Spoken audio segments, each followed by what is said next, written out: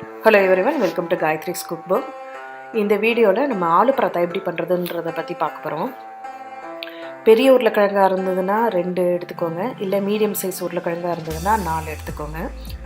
முதல்ல அந்த உருளைக்கிழங்கை வந்து தோலை உரிச்சிட்டு நாலா கட் பண்ணி குக்கர்ல ஒரு விசில் விட்டுக்கோங்க. இல்லைன்னா அடுப்பு மேல வந்து 20 நிமிஷத்துக்கு வந்து வெந்நீரை கொதிக்க வச்சுட்டு அதில் வேக வச்சு எடுத்து வச்சுக்கோங்க.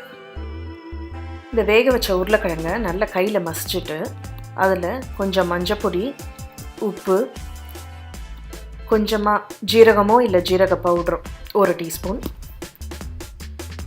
அதுக்கப்புறம் அம்ச்சூர் பவுடர் இருந்ததுன்னா அதுவும் 1 டீஸ்பூன், அப்புறம் மிளகாப்பொடி வந்து உங்களுக்கு காரம் ஜாஸ்தி வேணும்னா போட்டுக்கோங்க, குழந்தைங்களுக்கு கொடுக்குறதா இருந்ததுன்னா அதை தவிர்த்துடலாம்.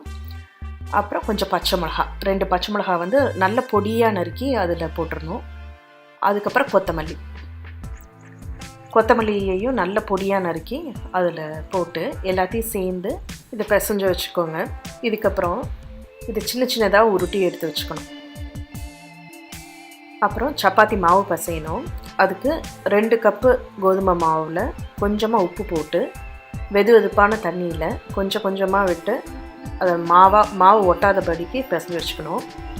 அதை பிசைஞ்சதுக்கப்புறம் மாவு ட்ரை ஆகாமல் இருக்கிறதுக்கு மேலே கொஞ்சமாக எண்ணெய் விட்டுட்டு அதுக்கப்புறம் அதை 10 நிமிஷம் மூடி வச்சுருங்க.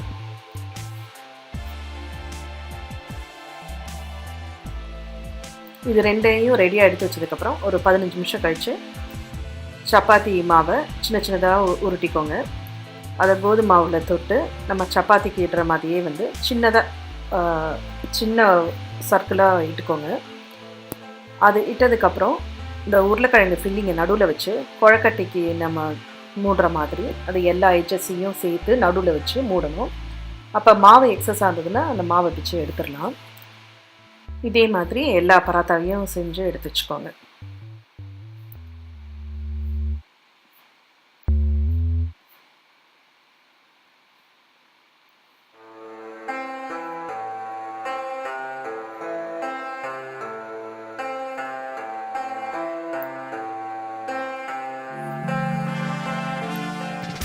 ஒரு 15 நிமிஷம் கழித்து இதை கோதுமை மாவில் லைட்டாக தட்டிட்டு அதை வேணும்னா கையிலேயே நல்லா தட்ட வரும், அப்படியும் தட்டிக்கலாம். இல்லைன்னா இந்த சப்பாத்தி குழலில் வச்சு சப்பாத்தி மாதிரியும் விட்டுக்கலாம். இது மேலே ஒட்டாமல் இருக்கிறதுக்கு கொஞ்சமாக லைட்டாக கோதுமை மாவு தட்டிக்கோங்க.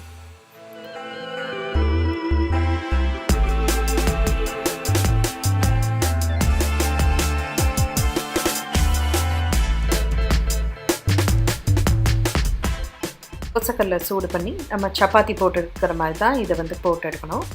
இதுக்கு வந்து ஆயிலை விட கீ விட்டுக்கிட்டிங்கன்னா ரொம்ப நல்லாயிருக்கும். 2 சைடும் உப்பி வந்து லைட்டாக ப்ரௌன் கலர் வந்ததுக்கப்புறம் எடுத்துடலாம். இதை சூடாக சாப்பிட்டா தான் நல்லாயிருக்கும். செஞ்சு பார்த்துட்டு எப்படி வந்ததுன்னு கமெண்ட் பண்ணுங்கள்.